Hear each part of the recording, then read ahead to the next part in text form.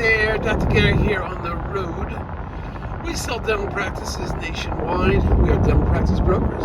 I was a dentist for 25 years and now doing the brokerage for 15 and having fun every day. Today's topic is Part 2, DSO Corporate Dentistry Convention. What we learned. Now, before we get into that, as you know, we have 10 employees, 2 CPA accounts, marketing director, operations director. We got a whole team for you.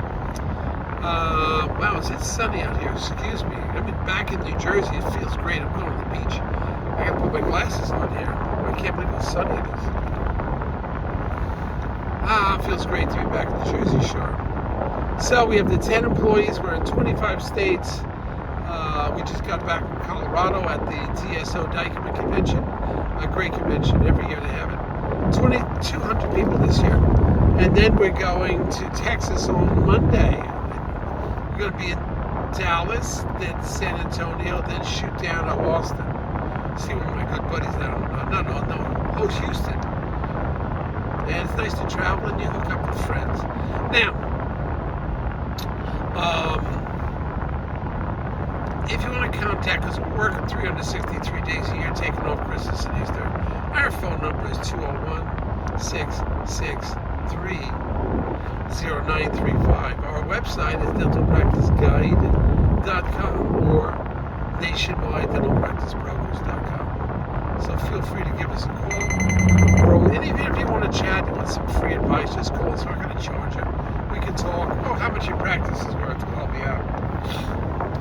Now, if you have a larger practice grossing over $1 million, 5 operatories or more, and you want to stay on for 3 to 5 years, call us. Because we can hook you up with one of the DSOs. We know them well. We know who you should be with. We're trending towards more solid DSOs, been around, more established there. That's one of our trends. We can help you with there. Generally, they pay our commission. One of the biggest ones we're fighting, paying my commission. Now they're paying it. So I'm happy to hear that. Majority of the time, so there's no commission to you. Now, in addition, the large practices that sell for over $1 million and close for over $1 million, we will reimburse your legal fees upon successful closing based on some minor criteria. But we've done this quite a bit. And I'll save you a lot of money. Did it 4 times in the last 90 days. So we're there for you.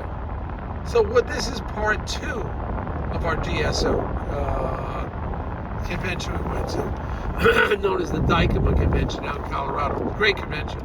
So in part 1, I gave you some of the history of what's going on there, what we learned, and so forth, the speakers. Now, as far as the exhibits, it's interesting. They have about the vendors. We've got to be like 45 of them.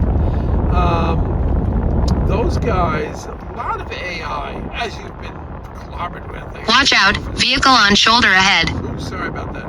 They've been a lot more AI advertisement. I hear that to integrate management for your office, utilizing the AI platform. It's quite a few. I'd say 20% of the vendors had some level of involvement with AI. That was interesting. But I also found there was no DSOs, although there's a DSO convention. All the lecturers are DSO, dental services organization, corporate dentistry. It's funny, they didn't have any booths. I don't know why. But another strange thing, half of the time, these people pay a lot for these booths, $5,000+, and they're gone. They're not there. They're not occupied at the booth. I mean, you want to be in this business, you got to be on it. You should be in that booth, have somebody there.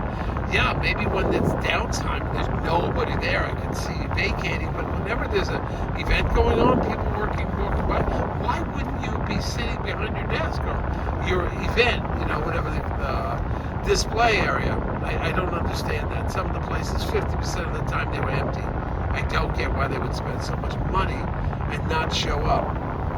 It's just crazy. So getting back into some of the other things we learned, besides what I talked about, these lectures are getting a kick out of them. These are industry experts, well known in the field. But one of the guys was a DSO corporate president. I've known him. And he's like, everybody's throwing platitudes at him, and he's saying how great, talking those big words. They're like his alignment of philosophies and scaling. They just love those words. But my sellers don't use them. It's funny.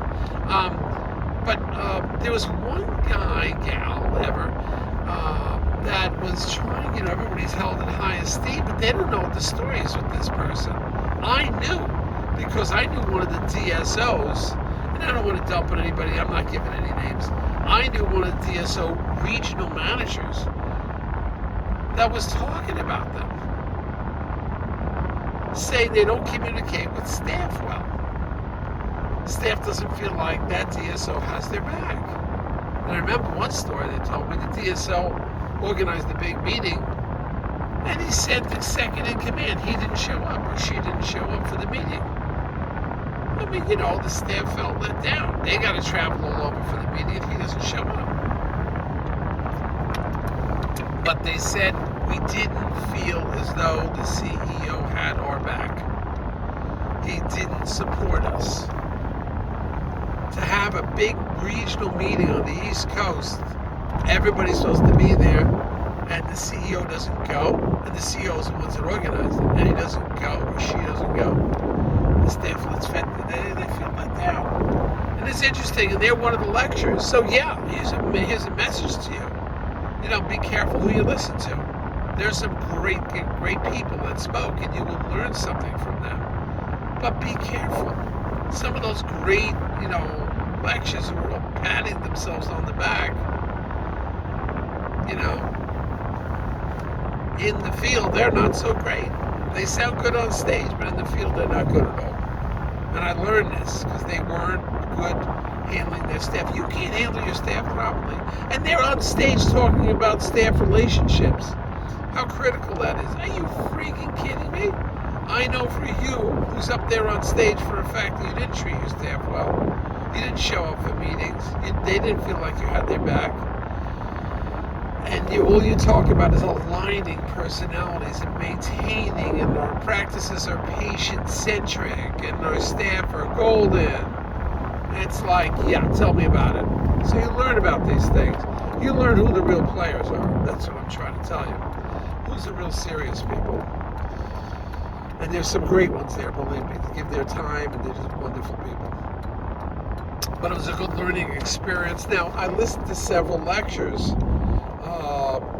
each different topics and so forth. They did have an interesting one. One lady from Disney spoke about all the employees who are called cast members must employ a certain level of ownership, and they've got to be excited about what they're doing.